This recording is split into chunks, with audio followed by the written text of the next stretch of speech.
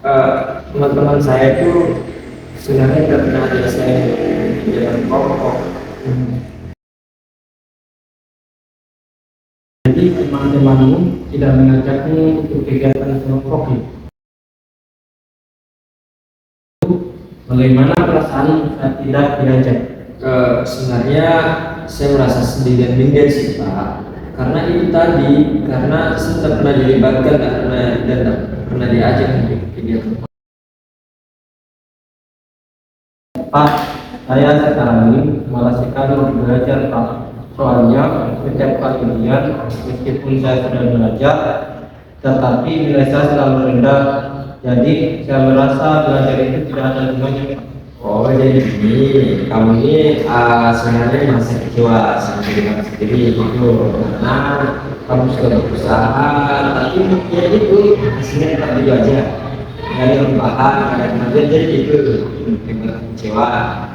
Ya Pak, saya kecewa sekali.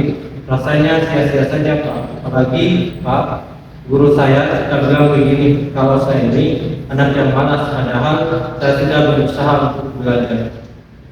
Jadi gitu, berarti kamu ini tadi kecewa, sekarang kamu merasa sedih gitu ya. Karena kamu selalu yang malas sekali sama guru kamu, jadi gitu. Iya Pak. Saya merasa kayak tidak dipahami saja Pak.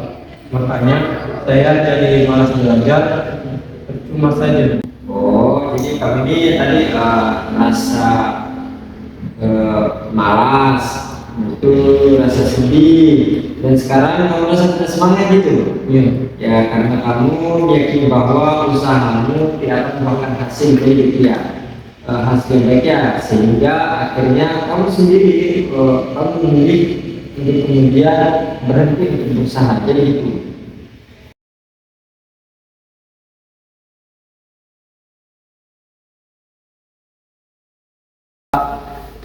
Sebenarnya itu saya dan istri saya itu sering sekali bertengkar. Rasanya rumah saya selalu panas Pak, karena istri saya itu tidak pernah mengingatkan saya. Dan akhirnya ya gitu, saya malas sekali bicara sama dia Pak. Coba kita lihat lebih dalam, kira-kira apa yang membuat pertengkaran ini selalu terjadi sehingga membuat rumah itu kayak panas dan sebagainya. Mungkin Pak, karena kami berdua ini keras kepala Pak. Akhirnya ya gitu, maunya menang sendiri Pak. Berarti masalah di sini disokong oleh kurangnya keterampilan komunikasi yang sehat antara kamu dan istrimu. Jadi kalian berdua lebih sering didengar, tetapi kurang memberi kesempatan untuk saling mendengarkan. Apakah kamu setuju dengan ini? Iya Pak, sepertinya itu benar Pak. Kami itu sama-sama tidak tahu cara ngobrol yang benar itu, sehingga kami ya gitu Pak. Kami bertengkar terus Pak, jadi gitu Pak. Dari kekurangan yang ada di sini adalah kemampuan untuk berkomunikasi yang baik. Kalau saja hal ini dilakukan bisa diperbaiki, maka pertengkaran bisa lebih mudah diatasi. Iya Pak, itulah yang sebenarnya saya rasa, dan memang seperti itulah yang sebenarnya harus kami pelajari untuk pertengkaran di rumah kami ini tidak terjadi lagi Pak, teman-teman. Jadi gini Pak, saya dan istri sering sekali bertengkar Pak. Saya tahu saya juga salah karena tidak bisa berkomunikasi dengan baik dengan istri saya Pak. Oh, jadi sebenarnya kamu ini apa namanya, menyadari ya bahwa memang kamu ini tidak bisa berkomunikasi dengan baik ya dengan istri kamu. Iya Pak, saya akui itu Pak.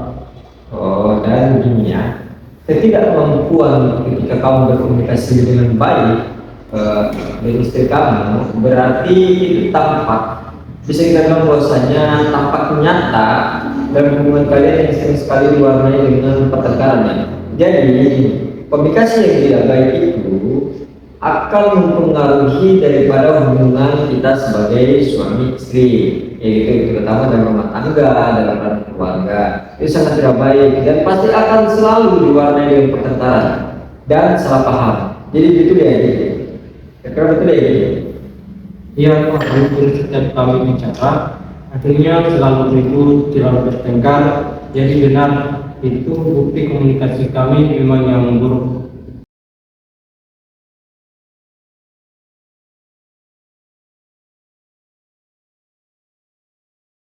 Jadi ini Pak, saya ini benar-benar benci dengan sikap istri saya Pak. Dia kasar, tidak pernah perhatian, dan sudah merasa tidak tahan lagi Pak. Oh, jadi ini kamu ini merasa benci dan sudah tidak tahan dengan sikap istri kamu. Iya Pak, betul Pak. Tapi saya juga tidak mau berpisah dengannya Pak. Oh, jadi ini ya. Di satu sisi kamu ini mengatakan bahwasanya sangat membenci sama istri kamu, tapi di sisi lain kamu juga bilang saya ingin berpisah, ya kan? Jadi Bapak mau tanya sama kamu, menurut kamu bagaimana dengan hal ini bisa terjadi secara bersamaan?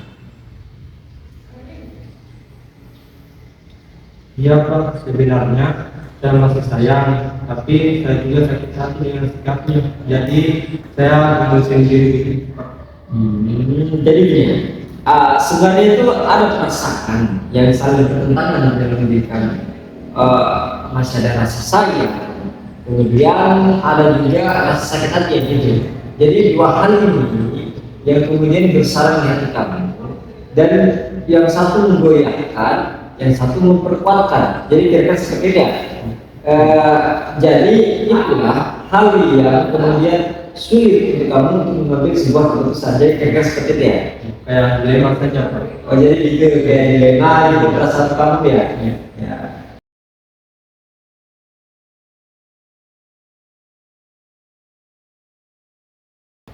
Pak, saya ini baru sadar Pak, bisa berkomunikasi dengan baik dengan istri saya Pak. Tapi saya ingin hubungan kami ini lebih harmonis lagi Pak. Tidak selalu menjadi kira-kira seperti itu Pak. Oh, jadi begini, kamu menyadari tidak bisa menjalin komunikasi yang baik dengan istrimu, dan kamu juga ingin menciptakan hubungan yang lebih harmonis dengannya. Iya Pak, betul seperti itu Pak. Kalau begitu, menurutmu apa yang bisa membantu kamu mencapai hubungan yang lebih harmonis dengan istrimu? Apa kekuatan yang kamu miliki atau dukungan yang tersedia? Mungkin Pak, dengan kesabaran saya mungkin bisa Pak. Saya sebenarnya itu bisa menahan emosi Pak kalau saya mau. Dan saya juga itu punya kakak yang sudah berkeluarga. Mungkin saya bisa merasakan dari dia ya Pak. Atau kira-kira bagaimana Pak? Minta saran sudah bagus sekali. Jadi kamu sudah punya cek berupa kesabaran pribadi dan juga dukungan kakakmu sebagai tempat belajar. Itu juga bisa jadi modal penting untuk memperbaiki komunikasi kalian untuk yang lebih baik lagi.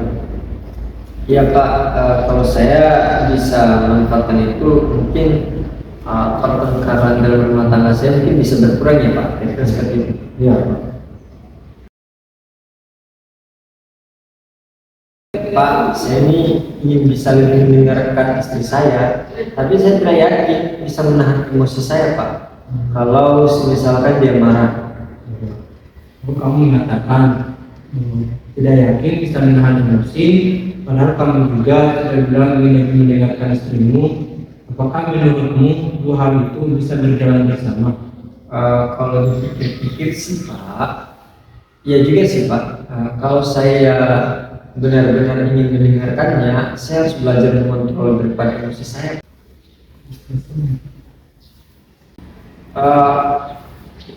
Awalnya itu Pak, saya ini marah sekali sama istri saya Pak. Tapi sekarang setelah cerita sama Bapak, saya merasa agak tenang sih, meski masih ada rasa kesal Pak. Jadi perasaanmu sekarang sudah berubah ya.